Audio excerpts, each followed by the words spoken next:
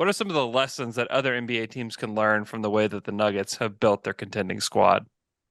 Yeah, I think patience. I think there were plenty of times where they could have got tempted into, potentially moving Jamal Murray or Michael Porter Jr. to make a big swing to try to go get a second quote unquote big star to put next to Jokic, but they allowed those guys to grow. They dealt with their injuries.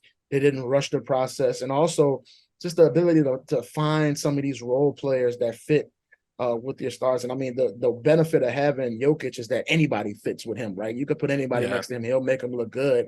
But I Yep. think going get a Bruce Brown, KCP, Aaron Gordon, kind of these rugged defensive minded guys to put next to your offensive stars. I think it was, great work by that Nuggets front office, just kind of guys to complement what they already have. Because we knew they were a great offensive team with Jokic, Murray, and Porter as your core.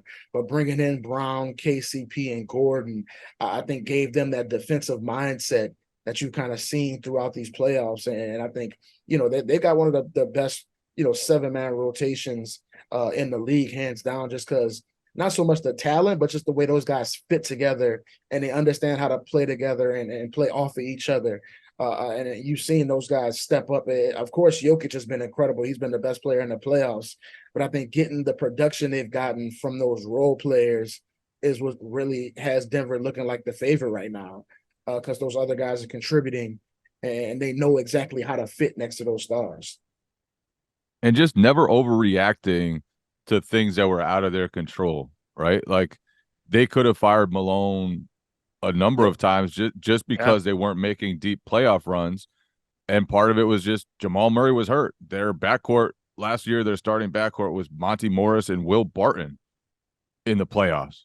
And sometimes that costs coaches their jobs because the front office hears the backlash. Like, why aren't you getting out of the first round? You've got the MVP and you can't win a playoff series.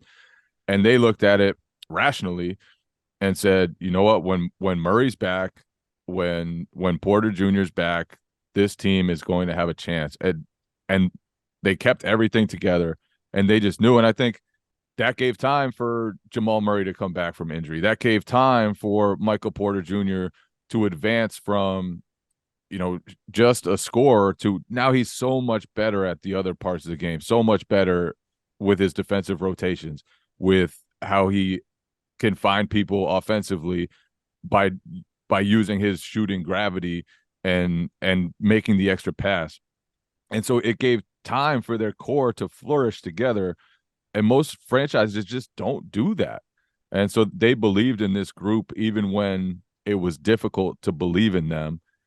And like you said, found the right pieces to accentuate Jokic. Like Jokic is going to be a great offense all by himself, especially when he has Porter and Murray alongside him.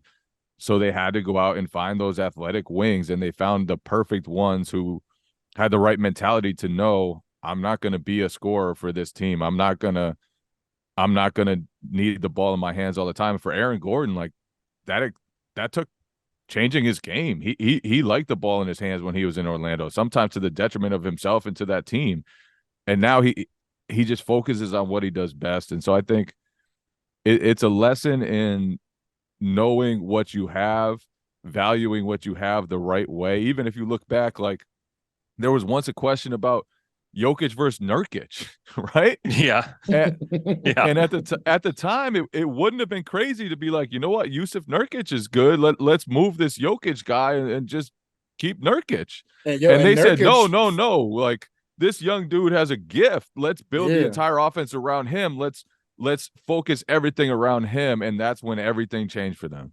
And Nurkic felt the way about them picking Jokic over him, right? Like he was like, every time he played the Nuggets, he was like, "Oh, it's revenge night for me. They picked Jokic over me," which doesn't look great in retrospect. But I think also a lesson that Denver is showing us is kind of the patience they've had in the draft, right? I think a team in their position, especially after that Western Conference final run in the bubble, a lot of teams would have been like, "Okay, we got to start shipping out first round picks to add to our core. We got to start getting some veterans in there to help us win." And they, stay patient with Michael Porter Jr. I think you're going to see guys like Bruce Brown and Jeff Green move on, and they've got Christian Brown and Peyton Watson waiting in the wing, young guys. So they're able to kind of keep this thing rolling by staying patient in the draft, building internally and not feeling that pressure to go out and ship out a first round pick to add to their rotation. So I think that they've done it obviously by hitting on Jamal Murray and Jokic in major ways, but also just building internally and staying patient in what they do instead of, getting rid of all their assets in hopes of winning right now. So I think they've done a masterful job of building that roster and maintaining their assets while they're doing it. And my favorite thing about the Nuggets right now is they know how great they are. Like Mike Malone was sitting there after game 1 of the Western Conference Finals, and everyone was talking about Rui Hachimura on guarding Jokic and the adjustments the Lakers made. And he was like, "Are you serious?" It was like, we just played D'Angelo Russell off the court. That's what you guys should be talking about. And no coach ever does that, but Malone did it. And to me, that was him signaling, my team is a monster, guys. My team, it doesn't matter that I'm sitting up here talking crap about the other team, talking crap about another player on the other team. My team is going to back me up, and my team is going to come out and prove me right.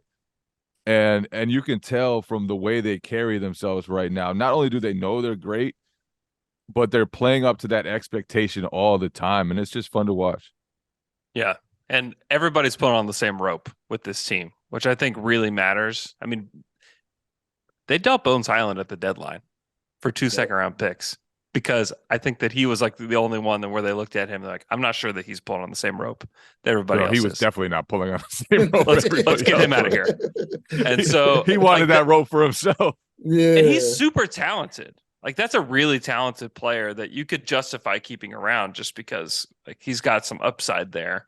But because of that, they're like, no, get out of here. Like we're focused on what we're going to do this, postseason. And he just wasn't going to be a part of it. And so who knows, like second round picks are going to be interesting with this new CBA. So those may actually be pretty valuable down the road, but it's a team culture thing. It's a patience thing. They've done such a good job.